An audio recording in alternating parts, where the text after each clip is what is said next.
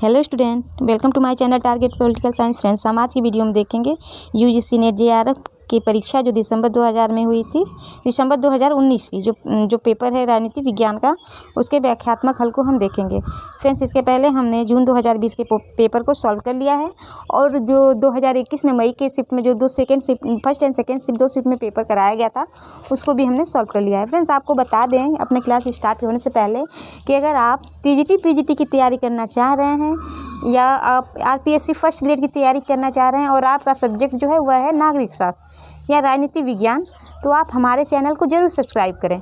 और हमारे द्वारा जो चलाया ये प्रीवियस क्वेश्चन कराए जा रहे हैं और भी वीडियो हम इसके अलावा डाल रहे हैं, जैसे राज्य की उत्पत्ति से संबंधित सिद्धांत से जुड़े जो प्रश्न हैं जो कि सभी किसी न किसी एग्जामों में पूछे गए हैं या उससे रिलेटेड और भी कई जो टॉपिक हैं वो हम अपने वीडियो में डाल रहे हैं, तो आप उसे भी ज़रूर देखें। और आप अगर अभी इस चैनल को सब्सक्राइब आपने ना किया हो तो आप इसे ज़रूर सब्सक्राइब करें और ज़्यादा से ज़्यादा शेयर करें ताकि अन्य लोग भी इससे जुड़ सकें और हमारा जो चैनल है आप लोगों के मध्य इसी तरह बना रहे। फ्रेंड्स, हम अपनी क्लास स्टार्ट करते हैं। आज का जो पहला क्वेश्चन हमारा है कि निम्नलिखित में से किस आधार पर न्यायपालिका द्वारा उत्प्रेषण याचिका जारी की जा सकती है। तो न्यायपालिका द्वारा उत्प्रेषण याचिका जारी की जा सकती है, उसका आधार क्या है? क्षेत्राधिकार की कमी, सुने जाने का अधिकार, क्षेत्राधिकार की अधिकता या विधि की गलती।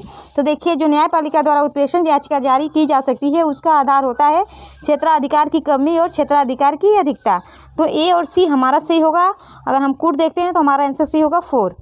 फ्रेंड, जो उच्चतम न्यायालय है उसका अनुच्छेद है 32 और जो उच्च न्यायालय है उसका अनुच्छेद है 226, यानी जो सुप्रीम कोर्ट है अनुच्छेद 32 के तहत और जो हाई कोर्ट है वह अनुच्छेद 226 के तहत रिट जारी कर सकते हैं। और जो ये रिट होते हैं, देखिए ये रिट 5 प्रकार के हैं। पहला है बंदी प्रत्यक्षीकरण, परमादेश, प्रतिषेध, उत्प्रेषण एवं अधिकार परीक्षा। क्षेत्राधिकार की कमी एवं क्षेत्राधिकार की अधिकता के आधार पर न्यायपालिका द्वारा उत्प्रेषण याचिका जारी की जा सकती है। उत्प्रेषण का शाब्दिक अर्थ होता है प्रमाणित होना। उत्प्रेषण का शाब्दिक अर्थ क्या होता है? तो प्रमाणित होना होता है उत्प्रेषण का शाब्दिक अर्थ, या सूचना देना, प्रमाणित होना या सूचना देना। उसे एक उच्च न्यायालय द्वारा अधीनस्थ न्यायालय को या अधिकरणों को या लंबित मामलों के स्थानांतरण को सीधे या पत्र द्वारा जारी कर दिया जाता है। इसके अतिरिक्त न्यायिक क्षेत्र या न्यायिक क्षेत्र की कमी या कानून में खराबी के आधार पर जारी किया जा सकता है।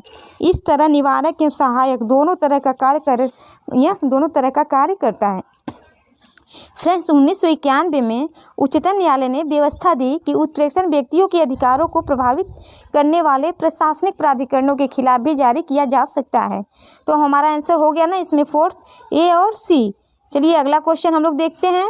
देखिए फ्रेंड्स, अगला क्वेश्चन है कि लोक नीति की सार्थकता के बारे में निम्नलिखित कथनों में से कौन से सही है। लोक नीति के सार्थकता के बारे में निम्नलिखित में से कौन से कथन सही है? तो पहला है लोक नीति सामाजिक आर्थिक विकास में सहायक है। लोक नीति राष्ट्रीय एकता व अखंडता को बनाए रखने में सहायक है। इसका मुख्य उद्देश्य व्यक्तिगत हितों की सेवा व सार्वजनिक समस्याओं का समाधान है।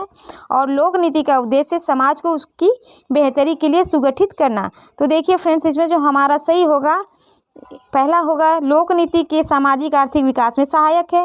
लोक नीति राष्ट्रीय एकता व अखंडता को बनाए रखने में भी सहायक है। और देखिए सी नहीं होगा, हमें बतलाना है सिर्फ सत्य कथन। तो देखिए 4th है कि लोक नीति का उद्देश्य समाज को उसकी बेहतरी के लिए सुगठित करना है। यानी हमारा जो आंसर है वह है ए, बी और डी। ए, बी और डी हमारा आंसर है। तो हम कूट देखते हैं तो हमारा ऑप्शन सही होता है ऑप्शन 3 वाला, यानी ए, बी और डी। लोक नीति सामाजिक आर्थिक विकास में सहायक है। लोक नीति राष्ट्रीय एकता व अखंडता को बनाए रखने में सहायक है। और लोक नीति का उद्देश्य समाज और उसकी बेहतरी के लिए सुगठित करना है। चलिए फ्रेंड्स, बताएं कि लोक नीति जो है वह सार्वजनिक नीति है। लोक नीति क्या है? सार्वजनिक नीति है, जिसके अनुसार राज्य के प्रशासनिक कार्यपालक अपना कार्य करते हैं। सार्वजनिक नीति सामान्यतः अर्थव्यवस्था, पर्यावरण, शिक्षा, तकनीकी एवं सामाजिक नीतियों जैसे समान शीर्षकों में वर्गीकृत की जाती है। लोक नीति की सार्थकता के मायने निम्न हैं। जो लोक नीति है उसके जो सार्थकता जो है उसके मायने हैं निम्न। पहला है लोक नीति सामाजिक आर्थिक विकास में सहायक है और यह राष्ट्रीय एकता और अखंडता को बनाए रखने में सहायक है। इसका उद्देश्य समाज को उसके बेहतरी के लिए सुगठित करना। तो लोक नीति की सार्थकता के बारे में हमने जो सही कथन था वो देखा, तो हमारा ऑप्शन सही है ऑप्शन 3। अगला क्वेश्चन है, देखिए अगला क्वेश्चन है कि निम्नलिखित स्वतंत्रताओं में से किसका उल्लेख रूजवेल्ट ने नहीं किया था। निम्नलिखित स्वतंत्रताओं में से किसका उल्लेख रूजवेल्ट ने नहीं किया था? तो देखिए जो हमारा आंसर इसमें सही होगा वह होगा ऑप्शन 4, शोषण के विरुद्ध स्वतंत्रता। शोषण के विरुद्ध जो स्वतंत्रता है इसका उल्लेख रूजवेल्ट ने नहीं किया था। देखिए अमेरिका के जो राष्ट्रपति रूजवेल्ट थे उन्होंने 4 स्वतंत्रताओं के सिद्धांत की घोषणा की थी। पहला था कि भाषण और अभिव्यक्ति की स्वतंत्रता, दूसरा ईश्वर की उपासना करने की स्वतंत्रता, थर्ड है निर्धनता से स्वतंत्रता और फोर्थ है भय से स्वतंत्रता। और शोषण के विरुद्ध स्वतंत्रता का उल्लेख रूजवेल्ट ने नहीं किया है। अगला क्वेश्चन है कि द्वितीय प्रशासनिक सुधार आयोग की निम्नलिखित 4 रिपोर्टों को उनके अपेक्षित क्रम में व्यवस्थित कीजिए। द्वितीय प्रशासनिक सुधार आयोग की निम्नलिखित 4 रिपोर्टों को उनके अपेक्षित क्रम में व्यवस्थित करें। तो देखिए अगर हम ये जो चारों रिपोर्ट दिए गए हैं द्वितीय प्रशासनिक आयोग की, उसे हम अगर व्यवस्थित रूप में अगर हम इसे क्रम में व्यवस्थित करते हैं तो हमारा आंसर इसमें होगा ऑप्शन ए होगा। यानी पहले आएगा सूचना का अधिकार, देन मानव पूंजी को मुक्त करना, संकट प्रबंधन और शासन में नैतिकता। फ्रेंड्स जो द्वितीय प्रशासनिक सुधार आयोग था उन्होंने 15 रिपोर्ट्स की संक्षिप्त 15 रिपोर्टों को क्रम में 15 रिपोर्टों को दिया था द्वितीय प्रशासनिक सुधार आयोग ने। देखिए उसमें जो रिपोर्टें हैं 15 में पहला है सूचना का अधिकार, सेकंड है मानव संपदा का व्यापक या मानव पूंजी को मुक्त करना, और थर्ड है संकट प्रबंधन, फोर्थ है शासन में नैतिकता, फिफ्थ है सार्वजनिक व्यवस्था, नेक्स्ट है स्थानीय अधिशासन, और फिर है विवाद समाधान हेतु क्षमता निर्माण, 8वां है आतंक से संघर्ष न्याय संघर्ष द्वारा संरक्षण, 9वां है सामाजिक पूंजी एक साझी नियति है, और 10वां है क्रमिक प्रशासन का पुनर्गठन, 11वां है ई गवर्नेंस, 12वां नागरिक केंद्रित प्रशासन, 13वां है भारत सरकार की संगठनात्मक संरचना, 14वां है वित्तीय प्रबंधन पद्धतियों का सुदृढ़ीकरण, और 15वां है राज्य और जिला प्रशासन। तो ये दिया गया था द्वितीय प्रशासन सुधार आयोग के रिपोर्टों में। 15 रिपोर्ट सौंपी थी। तो इसमें देखिए हमारा जो आंसर है वह है पहला वाला, यानी ए, बी और सी, डी, इसका क्रम जो है वह सही दिया गया है। देखिए फ्रेंड्स अगला क्वेश्चन है कि निम्नलिखित में से कौन सा मैरी वोllstonecraft द्वारा लिखित पुस्तक का पूरा शीर्षक है? तो जो मैरी वोllstonecraft हैं उनके बुक का पूरा शीर्षक पूछा गया है, फुल नेम पूछा गया है उनके बुक का, उनकी पुस्तक का। तो देखिए इसमें जो हमारा आंसर सही होता है वो होगा सेकेंड, यानी a vindication of the rights of women with strictures on political and moral subject. तो ऑप्शन 2 हमारा इसमें सही होता है। देखिए फ्रेंड्स जो अगला क्वेश्चन है कि संविधान का 73वां संशोधन पंचायती राज संस्थाओं को निम्नलिखित में से क्या प्रदान करता है? संविधान का जो 73वां संशोधन है वह पंचायती राज संस्थाओं को निम्नलिखित में से क्या प्रदान करना चाहता है? संवैधानिक दर्जा, वित्तीय स्वायत्तता, ग्रामीण आबादी के वंचित वर्गों का सशक्तिकरण या विकेंद्रित नियोजन। संविधान का 73वां संविधान संशोधन पंचायती राज संस्थाओं को निम्नलिखित में से क्या प्रदान करना चाहता है? संवैधानिक दर्जा, वित्तीय स्वायत्तता, ग्रामीण आबादी के वंचित वर्गों का सशक्तिकरण या विकेंद्रित नियोजन। तो देखिए फ्रेंड्स जो हमारा आंसर इसमें सही होगा वह होगा संवैधानिक दर्जा, वित्तीय स्वायत्तता और ग्रामीण आबादी के वंचित वर्गों का सशक्तिकरण। विकेंद्रित नियोजन जो है यह 73वें संविधान संशोधन से के पंचायती राज संस्थाओं से संबंधित नहीं है। तो हमारा आंसर सही होगा इसमें फर्स्ट, यानी ए, बी और सी। फ्रेंड्स जो संविधान का 73वां संविधान संशोधन था वह पंचायती राज संस्थाओं को संवैधानिक दर्जा, वित्तीय स्वायत्तता एवं ग्रामीण आबादी के वंचित वर्गों को सशक्तिकरण प्रदान करना चाहता था। चलिए अगला क्वेश्चन है। देखिए फर्स्ट इसमें सूची दी गई है फर्स्ट और सेकेंड, और इसमें थिंकर्स है और इनकी बुक है जिसका हमें मिलान करना है। पहले थिंकर जो है वह है जयप्रकाश नारायण। तो जयप्रकाश नारायण की जो बुक है वह है वाई सोशियोलिज्म। वाई सोशियोलिज्म जो बुक है वह है जयप्रकाश नारायण की। नेक्स्ट है राम मनोहर लोहिया। राम मनोहर लोहिया की बुक है salt taxation in India. Ram Manohar Lohia की क्या बुक, कौन सी बुक है? तो salt taxation in India. Mohammad Iqbal की बुक है the reconstruction of realism thought in Islam. और जो बर्नी है इनकी बुक है फतवाए जहादारी। चलिए अगला क्वेश्चन है। देखिए जयप्रकाश नारायण की book why socialism, Ram Manohar Lohia की salt taxation in India, Mohammad Iqbal की the reconstruction of religious thought in Islam. देखिए, the reconstruction of religious thought in Islam है मोहम्मद इकबाल की, और बनने की है फतवाए जहादारी। चलिए, ये अगला क्वेश्चन है। देखिए फ्रेंड्स, जो अगला क्वेश्चन है कि निम्नलिखित में से कौन से प्रकार का नीति मूल्यांकन उसके आधारभूत उद्देश्यों की प्राप्ति की सफलता के स्तर को निर्धारित करने पर बल देता है। निम्नलिखित में से कौन से प्रकार की नीति मूल्यांकन उसके आधारभूत उद्देश्यों की प्राप्ति की सफलता के स्तर को निर्धारित करने पर बल देता है।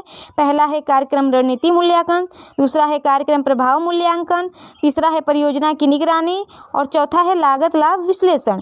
तो देखिए फ्रेंड्स, इसमें जो हमारा आंसर से होगा ऑप्शन 2, यानी कार्यक्रम प्रभाव मूल्यांकन। कार्यक्रम प्रभाव मूल्यांकन जो है वह नीति के मूल्यांकन उसके आधारभूत उद्देश्यों की प्राप्ति की सफलता के स्तर को निर्धारित करने पर बल देता है। हमारा ऑप्शन सेकंड सही होता है। अगला क्वेश्चन है, देखिए अगला क्वेश्चन है कि निम्नलिखित में से कौन से दो कथन कश्मीर को लेकर भारत पाक संबंधों के बारे में सही हैं। कौन से दो कथन है जो कश्मीर को लेकर भारत पाक संबंधों के बारे में सही है। पहला है, सुरक्षा परिषद ने वर्ष 1948 में पहली बार जम्मू कश्मीर के मुद्दे पर चर्चा की थी। सेकंड है, जो अटल बिहारी वाजपेयी थे और परवेज मुशर्रफ के बीच 2004 में इस्लामाबाद में एक शिखर सम्मेलन हुआ था। थर्ड है, युद्ध विराम रेखा के आर पार एक बस सेवा का शुभारंभ वर्ष 2006 में हुआ था। और फोर्थ है कि वर्ष 2007 में समझौता एक्सप्रेस पर आतंकवादी हमला हुआ था। तो देखिए फ्रेंड्स, जो इसमें हमारा सही आंसर होगा ऑप्शन ए, फर्स्ट ए और बी होगा हमारा सही आंसर। यानी जो सुरक्षा परिषद ने वर्ष 1948 में पहली बार जम्मू कश्मीर के मुद्दे पर चर्चा की थी, और अटल बिहारी वाजपेयी और परवेज मुशर्रफ के बीच वर्ष 2004 में इस्लामाबाद में एक शिखर सम्मेलन हुआ था। देखिए फ्रेंड्स, जो कश्मीर को लेकर भारत पाक संबंधों के बारे में सत्य कथन है यह कि सुरक्षा परिषद ने वर्ष 1948 में पहली बार जम्मू कश्मीर के मुद्दे पर चर्चा की, और अटल बिहारी वाजपेयी और परवेज मुशर्रफ के बीच 2004 में इस्लामाबाद में एक शिखर सम्मेलन हुआ। अगला क्वेश्चन है, निम्नलिखित संस्थाओं या संगठनों का कालक्रम अनुसार व्यवस्थित करना है। तो जो ये संगठन दिए गए हैं उन्हें उनके कार्यकाल के अकॉर्डिंग तो उन्हें हमें व्यवस्थित करना है। तो देखिए, अगर हम इसे व्यवस्थित करते हैं तो हमारा ऑप्शन जो इसमें सही होता है, ऑप्शन हमारा सही होगा इसमें फर्स्ट वाला है। यानी देखिए, पहला ऑप्शन हमारा सही होगा। देखिए, इसके हम कार्य, अगर इसके जो कार्य हैं उसको हम जान लेते हैं। ईयर जो है इनके, जो ब्रिक्स डेवलपमेंट है, ब्रिक्स डेवलपमेंट की जो स्थापना हुई थी वह हुई थी 2014 में। 2014 में हुई थी ब्रिक्स डेवलपमेंट बैंक की स्थापना। नेक्स्ट है IBSA की स्थापना हुई थी 2003 में। और G7 का गठन हुआ था 1975 में, 1975 में। G20 का गठन हुआ था 1999 में। देखिए, तो हमारा आंसर कौन सही होता है। पहले 4, देखिए इस हिसाब से पहले हमारा 3 आएगा, 3, 4, फिर 2 और 1, 3, 4, 2 और 1, इसका मतलब ऑप्शन फर्स्ट हमारा सही है। देखिए फ्रेंड्स, हो गया ब्रिक्स सम्मेलन, जो ब्रिक्स डेवलपमेंट बैंक है उसकी स्थापना 2014 में, IBSA की स्थापना 2003 में, G7 की स्थापना 1975 में, और G20 की स्थापना 1999 में। अगला क्वेश्चन, देखिए अगला क्वेश्चन है कि निम्नलिखित में से कौन से प्रकार का नीति मूल्यांकन उसके आधारभूत उद्देश्यों के प्राप्ति की सफलता के स्तर को निर्धारित करने पर बल देता है। निम्नलिखित में से कौन से प्रकार का नीति मूल्यांकन उसके आधारभूत उद्देश्यों की प्राप्ति की सफलता के स्तर को निर्धारित करने पर बल देता है। हमारा ऑप्शन है कि कार्यक्रम रणनीति मूल्यांकन या कार्यक्रम प्रभाव मूल्यांकन, थर्ड है परियोजना की निगरानी, और फोर्थ है लागत लाभ विश्लेषण। तो देखिए फ्रेंड्स, जो इसमें हमारा आंसर होगा वो होगा ऑप्शन 2, यानी कार्यक्रम प्रभाव मूल्यांकन। कार्यक्रम प्रभाव मूल्यांकन नीति में मूल्यांकन उसके आधारभूत उद्देश्यों की प्राप्ति की सफलता के स्तर को निर्धारित करने पर बल देता है। ऑप्शन 2 हमारा सही हो जाता है। अगला क्वेश्चन है संस्कृतिकरण। जो संस्कृतिकरण शब्द है उसकी रचना किसके द्वारा की गई। संस्कृतिकरण शब्द की रचना किसके द्वारा की गई। तो हमारा जो आंसर सही होगा ऑप्शन ए सही होगा, M.N. श्रीनिवास द्वारा। M.N. श्रीनिवास द्वारा संस्कृतिकरण की जो रचना है वह की गई। देखिए, जो संस्कृतिकरण शब्द है उसकी रचना M.N. श्रीनिवास ने की। इस अवधारणा के माध्यम से उन्होंने भारतीय संरचना एवं जो संस्करण में होने वाले परिवर्तनों को स्पष्ट करने का प्रयत्न किया है। श्रीनिवास ने लिखा है कि संस्कृतिकरण का अर्थ है सिर्फ नवीन प्रथाओं व आदतों के लिए जो संस्कृतिकरण का अर्थ है वह केवल सिर्फ नवीन प्रथाओं व आदतों को ग्रहण करना ही नहीं है, वरन वह पवित्र तथा लौकिक जीवन से संबंधित नए विचारों एवं मूल्यों को भी प्रकट करना है, जिनका वितरण संस्कृत के विशाल और साहित्य में बहुधा देखने को मिलता है। तो हमारा आंसर सही होगा option A, M N Srinivas संस्कृतिकरण शब्द के रचनाकार हैं। अगला क्वेश्चन देखिए फ्रेंड्स, अगला क्वेश्चन है कि नागरिकता में बहुलवादी सिद्धांत का सर्वोत्तम प्रतिपादन कौन था। नागरिकता के बहुलवादी सिद्धांत का सर्वोत्तम प्रतिपादक कौन था। हमारा ऑप्शन इसमें सही होता है ऑप्शन सी, बी.एस. टर्नर।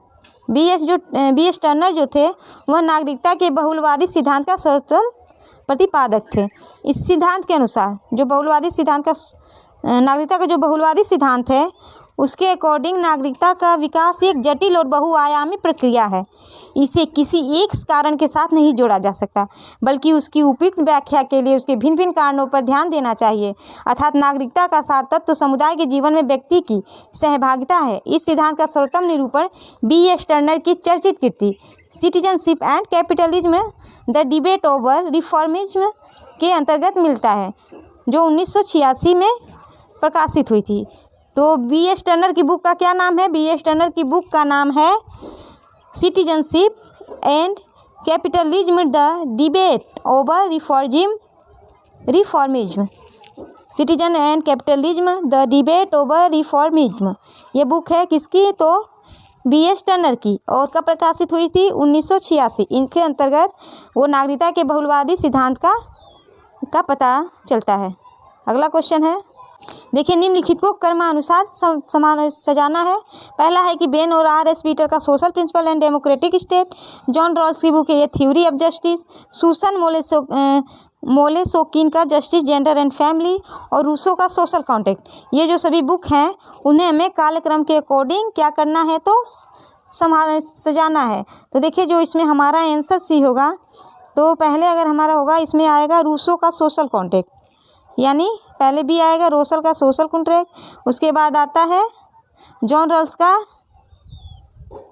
ये थ्योरी ऑफ जस्टिस, फिर है बेन और आर.एस. पीटर का social principle and democratic state, और लास्ट में आएगा सुसन मोलेसोकिन का जस्टिस जेंडर एंड फैमिली। तो इससे हमारा जो आंसर सही होता है वह सही होगा ऑप्शन फर्स्ट, पहले डी फिर बी ए सी, यानी पहले आएगा रूसो का सोशल कॉन्ट्रैक्ट, फिर जॉन रॉल्स का थ्योरी ऑफ जस्टिस, थर्ड में आएगा बेन और आर.एस. पीटर का social principle and democratic state, और फोर्थ में आएगा सुसन मोलेसोकिन का जस्टिस जेंडर एंड फैमिली। तो ये बुक है, उसका भी नाम आप लोग याद कीजिए, सोशल कॉन्ट्रैक्ट, रूसो की जस्टिस जेंडर एंड फैमिली है, सुसन मोलर की, इसमें नाम कुछ गड़बड़ दिया गया है, जॉन रॉल्स की जो बुक है ये थ्योरी ऑफ जस्टिस, और बेन और आर.एस. पीटर की जो है social principle and democratic state. Benn और आर.एस. पीटर की बुक है social principle and democratic state. चलिए अगला क्वेश्चन है, देखिए फ्रेंड्स, अगला है कि विश्व व्यापार संगठन के संबंध में निम्नलिखित में से कौन से दो विकथन जो है वह सही है। पहला है यह एकमात्र अंतर्राष्ट्रीय संगठन है जो राष्ट्रों के बीच विश्व व्यापार नियमों से संबंधित है। सेकंड है इसकी स्थापना 1996 में की गई थी। थर्ड है इसका मुख्यालय जो है वह जनेवा में है, और फोर्थ है इसमें लगभग 680 स्टाफ नियुक्त हैं। तो देखिए जो हमारा आंसर सही होगा इसमें पहला तो ये सही है कि यह एकमात्र अंतर्राष्ट्रीय संगठन है जो राष्ट्रों के बीच विश्व व्यापार नियमों से संबंधित है, और इसमें पहला सही होगा। देखिए बी रॉन्ग है, सी सही होगा कि इसका मुख्यालय जेनेवा में है। तो हमारा आंसर सही होगा ए और सी, ऑप्शन जो 2 है वह हमारा सही हो जाता है। देखिए फ्रेंड्स, जो विश्व व्यापार संगठन है वह एकमात्र अंतर्राष्ट्रीय संगठन है जो राष्ट्रों के बीच विश्व व्यापार नियमों से संबंधित है। इसका मुख्यालय जनेवा में है। इस संस्था का मूल उद्देश्य है व्यावसायिक गतिविधियों को अंजाम देना और माल सेवाओं के आयात करने, आयातकों और निर्यातकों को उनकी सुविधा देने के आदि के संदर्भ में सुविधाएं उपलब्ध कराना। और इसकी स्थापना देखिए 1996 में ना होकर कब हुई थी, तो इसकी स्थापना हुई थी 1995 में। चलिए फ्रेंड्स, अगला क्वेश्चन है देखिए, पुस्तक है political order in changing societies. Political order in changing societies, यह बुक किसके द्वारा लिखी गई है? तो देखिए जो हमारा इसमें आंसर सही होता है वह सही है एस.वी. हंटिंगटन द्वारा। एसपी हंटिंगटन द्वारा लिखी बुक है political order in changing society. Political order in changing society जो बुक है वह है एसपी हंटिंगटन की। अगला क्वेश्चन है, देखिए फ्रेंड्स, इसमें संगठन दिए गए हैं और सदस्य राष्ट्रों की संख्या दी गई है, तो उससे हमें उसका मिलान करना है। तो देखिए जो पहला है पश्चिमी अफ्रीकी राष्ट्रों का आर्थिक समुदाय, तो इसमें जो सदस्य देश हैं वो उसकी संख्या है 15।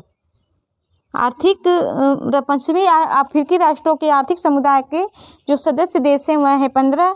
फिर सेकेंड है दक्षिणी अफ्रीकी विकास समुदाय, तो दक्षिणी अफ्रीकी विकास समुदाय के सदस्य देश हैं 16। और केंद्रीय अफ्रीकी राष्ट्रों का आर्थिक समुदाय, केंद्रीय अफ्रीकी राष्ट्रों का आर्थिक समुदाय के सदस्य देश 12 हैं। देखिए दक्षिणी अफ्रीकी विकास समुदाय के 16 हैं और केंद्रीय अफ्रीकी राष्ट्रों का आर्थिक समुदाय कितना है, तो 12 है। और पूर्वी अफ्रीकी समुदाय के सदस्य देश जो हैं वह 6 हैं। तो देखिए जो पश्चिमी अफ्रीकी राष्ट्रों के देश हैं वह है 15, दक्षिणी अफ्रीकी विकास का समुदाय 16, केंद्रीय अफ्रीकी राष्ट्रों का आर्थिक समुदाय 12 देश और पूर्वी अफ्रीकी समुदाय में 10 देश इसके सदस्य देश सम्मिलित हैं। तो हमारा आंसर इसमें क्या सही होगा, तो हमारा आंसर देखिए सही होगा, कूट देख लेते हैं। ऑप्शन 2 हमारा सही हो जाता है 4, 3, 2 और 1, 4, 3, 2 और 1। तो देखिए पश्चिमी अफ्रीकी राष्ट्रों के आर्थिक समुदाय के सदस्य देश 15 हैं, दक्षिणी अफ्रीकी विकास समुदाय के सदस्य देश 16 हैं, केंद्रीय अफ्रीकी राष्ट्रों का आर्थिक समुदाय देश 12 है और पूर्वी अफ्रीकी समुदाय देश जो है वह है 6। तो ऑप्शन 2 हमारा सही हो जाता है। अगला क्वेश्चन है, देखिए फ्रेंड्स, अगला क्वेश्चन है कि गांधी द्वारा स्थापित आश्रमों को उनके कालक्रम अकॉर्डिंग जो सही क्रम में उसे व्यवस्थित करना है। तो देखिए पहला है फिनिक्स सेटलमेंट, कोचराब आश्रम, सेवाग्राम आश्रम और टॉलस्टॉय फॉरम। तो देखिए इसका जो हम लोग अगर व्यवस्थित इसे करते हैं तो जो पहले नंबर पे आएगा वो आएगा फिनिक्स सेटलमेंट आएगा पहले नंबर पे, सेकंड पे आएगा टॉलस्टॉय फॉरम, थर्ड पे आ रहा है आपका कोचराब आश्रम और फोर्थ पे होगा आपका सेवाग्राम आश्रम। तो हमारा आंसर सही होगा 1 A, D, B और C, A, D, B और C, यानी ऑप्शन 2 हमारा सही हो जाता है। इसमें क्या आएगा, पहले फिनिक्स सेटलमेंट, देन आएगा सेवाग्राम आश्रम, फिर फिनिक्स सेटलमेंट के बाद टॉलस्टॉय फॉर्म, उसके बाद सेवाग्राम आश्रम, फिर कोचराब आश्रम, सेवाग्राम सबसे लास्ट में आएगा। देखिए पहले क्या आ रहा है इसमें, पहले आ रहा है इसमें फिनिक्स सेटलमेंट, देन आ रहा है टॉलस्टॉय फॉरम, फिर आ रहा है आपका कोचराब आश्रम और लास्ट में आएगा आपका सेवाग्राम आश्रम। चलिए अगला क्वेश्चन है, देखिए अगला क्वेश्चन है, किस वर्ष में रविन्द्रनाथ टैगोर ने जलियांवाला बाग के नरसंहार के विरोध में नाइटहुड की उपाधि को त्याग कर दिया था? तो इसमें हमारा ऑप्शन सही होता है ऑप्शन 1 यानी 1919 में उन्होंने अपनी नाइटहुड की उपाधि को त्याग कर दिया था। देखिए 1919 में रविन्द्रनाथ टैगोर ने जलियांवाला बाग के नरसंहार के विरोध में नाइटहुड की उपाधि का त्याग कर दिया और उसी दौरान जिस शख्स के पास नाइटहुड की उपाधि होती थी उस दौरान मतलब जिसके पास नाइटहुड की उपाधि होती थी उसके नाम के साथ क्या लगाया जाता था, तो सर का प्रयोग किया जाता था, सर का प्रयोग किया जाता था उसके नाम के आगे। चलिए अगला क्वेश्चन है, देखिए अगला क्वेश्चन है कि निम्नलिखित में से कौन से 2 कथन चीन की नीति हथेलियों एवं 5 उंगलियों के सिद्धांत के बारे में सही हैं? तो देखिए जो इसमें हमारा सही होगा, पहले देख लेते हैं, इसमें भूटान और नेपाल शामिल है, इसमें अरुणाचल प्रदेश, सिक्किम और लद्दाख शामिल है, इसमें मिजोरम और मणिपुर शामिल है, या इसमें त्रिपुरा और मेघालय शामिल है। तो देखिए जो हमारा आंसर सही होगा वह होगा पहला कि इसमें भूटान और नेपाल शामिल है, भूटान और नेपाल शामिल है और उसके बाद होगा इसमें अरुणाचल प्रदेश, सिक्किम और लद्दाख शामिल है। तो हमारा देखिए आंसर इसमें क्या सही हो जाता है, तो ऑप्शन देख लेते हैं हम, ऑप्शन हमारा सी सही होगा, ए और बी हमारा सही हो जाएगा। फ्रेंड्स जो चीनी नेता माओ से तुंग थे उन्होंने कई बार कहा था कि तिब्बत चीन के हाथ के हथेली की बराबर है, हाथ के हथेली के समान है, और उन्होंने 5 उंगलियों का सिद्धांत दिया था, जो 5 उंगलियों में लद्दाख, सिक्किम, नेपाल, भूटान और नेपा है, अर्थात चीन इन सभी को अपने भौगोलिक क्षेत्र का हिस्सा मानता है। फ्रेंड्स आज 20 क्वेश्चन हमने देखा और नेक्स्ट अगला जो क्वेश्चन जो बच रहे हैं वो हम अगली वीडियो में देखेंगे। फ्रेंड्स आप इसे ज़रूर देखें और अपने से खुद से सॉल्व करने की कोशिश इसे करें। फ्रेंड्स अगर आपको वीडियो पसंद आई हो तो आप इसे ज़रूर लाइक करें और आप ज़्यादा से ज़्यादा इसे सब्सक्राइब करें ताकि यह चैनल आप लोगों के मध्य इसी तरह बना रहे। धन्यवाद फ्रेंड्स, फिर मिलते हैं अगली वीडियो में, तब तक के लिए आप अपनी तैयारी करते रहिए।